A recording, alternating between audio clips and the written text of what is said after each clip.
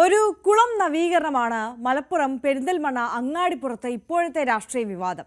ഏറെക്കാലമായി ഉപയോഗശൂന്യമായി നാശോന്മുഖമായി കിടന്നിരുന്ന അൽപ്പാക്കുളം നവീകരണത്തിന് block panchayat fund അനുവദിച്ചതാണ് പുതിയ രാഷ്ട്രീയ വിവാദങ്ങൾക്ക് തിരികൊളുത്തിയത്. കാണാം റിപ്പോർട്ട്.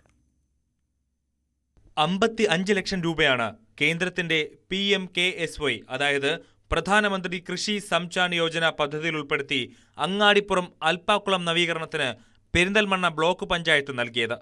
അങ്ങാടിപ്പുറം ഡിവിഷൻ അംഗം ഇടതുപക്ഷമായതുകൊണ്ട് CPM അനുഭാവികളും ബ്ലോക്ക് പഞ്ചായത്ത് ഭരിക്കുന്നത് UDF ആയതുകൊണ്ട് UDFകാരും ബ്ലോക്ക് പഞ്ചായത്തിന് പണം അനുവദിച്ചത് കേന്ദ്രമായതുകൊണ്ട് BJPക്കാരും കുളത്തിനടുത്ത് ഫ്ലക്സുകൾ വച്ചു. എല്ലാവർക്കും പറയാൻ അവരുടേതായ ന്യായീകരണങ്ങളും വിശദീകരണങ്ങളുമുണ്ട്.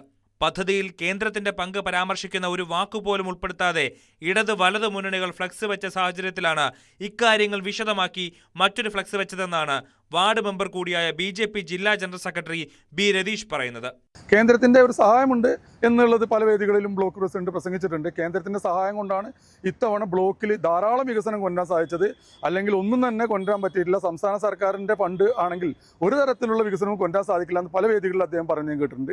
അപ്പോൾ ഈ ഫ്ലക്സ് വെക്കുന്നതിൽ യാതൊരു താല്പര്യം ഉണ്ടായിട്ടില്ല. പക്ഷെ ജനങ്ങൾ അറിയണമല്ലോ, ഇത്രയും ശതമാനം ഫണ്ട് കേന്ദ്രത്തിന്റെ ആണെന്ന് ജനങ്ങളെ അറിയിക്കേണ്ട ബാധ്യത ഭാരതീയ ജനതാ പാർട്ടിക്കുള്ളതുകൊണ്ട് മാത്രമാണ് വെച്ചത്. എന്നാൽ ഇടതുപക്ഷത്തിന് അഭിവാദ്യം അർപ്പിച്ച് ദേവസ്വം ജീവനക്കാർ വെച്ച ഫ്ലക്സും UDF നേതൃത്വത്തെ അഭിനന്ദിച്ച് പൗരസമിതി വെച്ച ഫ്ലക്സുമല്ല, നരേന്ദ്രമോദിക്ക് നന്ദി പറഞ്ഞുകൊണ്ട് വെച്ച ഫ്ലക്സാണ് വിവാദമാകുന്നത് എന്നാണ് ബ്ലോക്ക് പഞ്ചായത്തിലെ CPM അംഗം ദിലീപിന്റെ വിശദീകരണം. നന്ദി മോദിജി എന്ന് പറയുന്ന ബോർഡ് 13 കോടി രൂപ ചെലവഴിച്ചുകൊണ്ട് നമ്മുടെ ബ്ലോക്ക് പഞ്ചായത്ത് അങ്ങാടിപ്പുറം ഡിവിഷനിലും പുഴക്കാട്ടിയും എല്ലാം തന്നെ ഈ ഫണ്ട് വിനിയോഗിക്കപ്പെട്ടിട്ടുണ്ട്.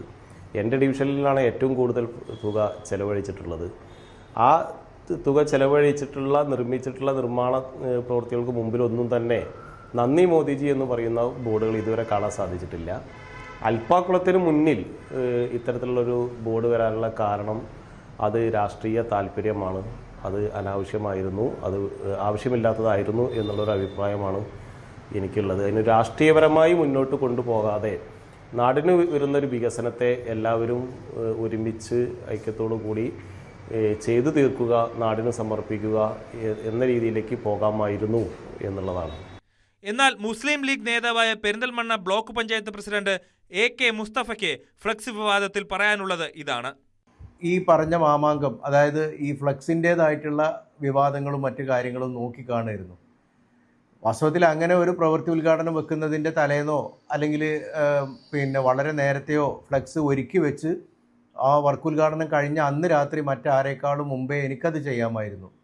അത് ഞാൻ ചെയ്യാത്തത് അത് ആ കുളത്തിനോടും അതുപോലെ തന്നെ ആ പ്രോജക്റ്റ് ഏറ്റെടുത്തതുമായി ബന്ധപ്പെട്ട ഉദ്ദേശശുദ്ധിയെ ചോദ്യം ചെയ്യലായിരിക്കും എന്നതുകൊണ്ടാണ് ഞങ്ങൾ അതിൽ നിന്ന് തൽക്കാലം മാറി നിന്നത്.